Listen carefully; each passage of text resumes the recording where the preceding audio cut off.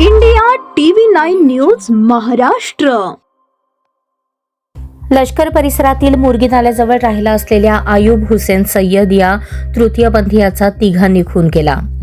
दागिन्यांसाठी त्यांनी हे कृत्य केल्याचे तपासात समोर आले आहे. तृतीयपंथीयाच्या घरातून चोरलेले दागिने पोलिसांनी जप्त केले असून त्यात 1,89,000 दागिने खरे असून अर्धा किलो दागिने बनावट असल्याची माहिती समोर आली आहे.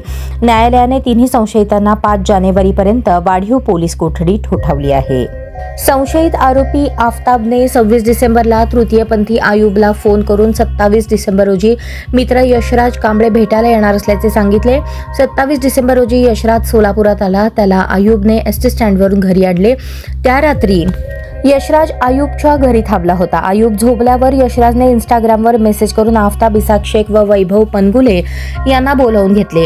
आफताब किक बॉक्सिंग शिकला होता. आयुबला बेशुद्ध करण्यासाठी त्याने त्याच्या उजव्या गालावर जोरात किक मारली, पण तो बेशुद्ध न होता मार लागल्याने उठला आणि जोरजोरात ओरडू लागला. आजूबाजूचे जागे होतील.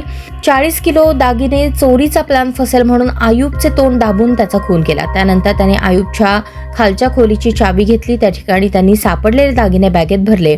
इंटरनेटचा राउटर, एसीचा कंडेन्सर, आयुबचा मोबाईल, सीसीटीव्हीचा DVRही त्यांनी बॅगेत टाकला. दुचाकी घेऊन तिघेही परस्तार झाले. खुनाची माहिती मिळताच सदर बाजार पोलीस आणि शहर गुन्हे शाखेचे पथक संशयितांच्या शोधासाठी लातूरला रवाना झाले आणि तेथून त्यांनी तिघांना जेरबंद केले.